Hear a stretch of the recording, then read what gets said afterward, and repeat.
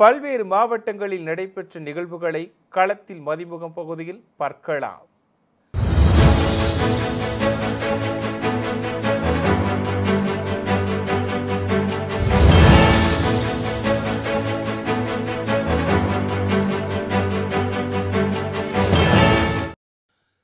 திருப்பத்தூர் மாவட்டம் வாணியம்பாடி சுற்றுவட்டார பகுதிகளில் இருசக்கர வாகன திருட்டில் ஈடுபட்ட நதீம் என்பவரை போலீசார் கைது செய்தனர். மேலும் அவரிடமிருந்த 15 இருசக்கர வாகனங்களையும் பறிமுதல் செய்தனர். மயிலாடுதுறை மாவட்டம் சித்தர்காட்டில் தமிழ்நாடு சிவில் சப்ளை கார்ப்பரேஷன் ஊழியர்கள் யூனியன் சார்பில் கண்டன வாயிற் கூட்டம் நடைபெற்றது. மண்டல தலைவர் பொன் நக்கீரன் தலைமையில் நடைபெற்ற இந்த கூட்டத்தில் சங்க நிர்வாகிகள் மற்றும் உறுப்பினர்கள் 100க்கும் மேற்பட்டோர் கலந்து கொண்டனர். அப்போது தொழிலாளர் விரோத போக்கை கண்டித்தும் பல்வேறு கோரிக்கைகளை வலியுறுத்தியும் கண்டன கோஷங்களை எழுப்பினர்.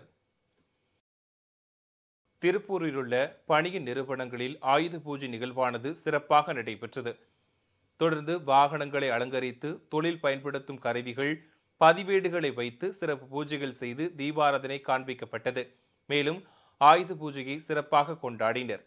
தொடர்ந்து தொழிலாளர்களுக்கு பொங்கல், சுண்டல், பொரி வழங்கப்பட்டது. மேலும் தொழிலாளர்களுக்கு ஊதியத்துடன் கூடிய விடுமுறையும் அளிக்கப்பட்டது.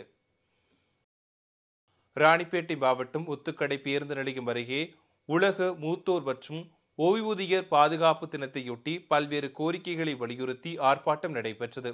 இதில் மத்திய மாநில பொதுத்துறை ஓய்வூதியர் சங்கங்களின் ஒருங்கிணைப்பு குழு சார்பாக ஓய்வூதியர்கள் அனைவருக்கும் மேம்படுத்தப்பட்ட மருத்துவ காப்பீடு உள்ளிட்ட கோரிக்கைகள் வலியுறுத்தப்பட்டது. இதில் மாவட்ட செயலாளர் எத்திராஜ் உள்ளிட்ட திரளான ஓய்வூதியர்கள் கலந்து கொண்டனர். மயிலாடுதுறையில் மாவட்ட வளர்ச்சி ஒருங்கிணைப்பு மற்றும் கண்காணிப்பு குழு கூட்டம் அதன் தலைவர் ஆர். சுதா தலைமையில் நடைபெற்றது. இக்கூட்டத்தில் மாவட்ட ஆட்சியர் ஸ்ரீகாந்த், மாவட்ட காவல் கண்காணிப்பாளர் ஸ்டாலின், சட்டப்பேரவை உறுப்பினர்கள் நிவேதா முருகன், பன்னீர்செல்வம் மற்றும் அனைத்து துறை அலுவலர்கள் கலந்து கொண்டனர். இதில் அரசு வழங்கிய திட்டங்கள் பொதுமக்களுக்கு முழுமையாக சென்று சேர்ந்துள்ளதா என்பதை அலுவலர்கள் தொடர்ந்து கண்காணிக்க வேண்டும் என அறிவுறுத்தப்பட்டது.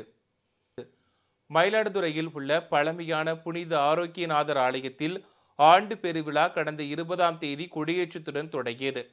தொடர்ந்து 9 நாட்கள் நடைபெற்ற விழாவில் ஜெபங்கள் ஒப்புக் கொடுக்கப்பட்டு சிறப்பு திருப்பலிகள் நடைபெற்றது. தொடர்ந்து 10ஆம் நாள் திருவிழாவையொட்டி புனித ஆரோக்கியநாதர், புனித மாதா உள்ளிட்ட தெய்வங்களின் சொரூபங்கள் மின் விளக்குகளால் அலங்கரிக்கப்பட்ட சப்பரத்தில் ஊர்வலமாக எடுத்து செல்லப்பட்டது. இதில் திரளான கிறிஸ்தவர்கள் கலந்து கொண்டு வழிபாடு நடத்தினர்.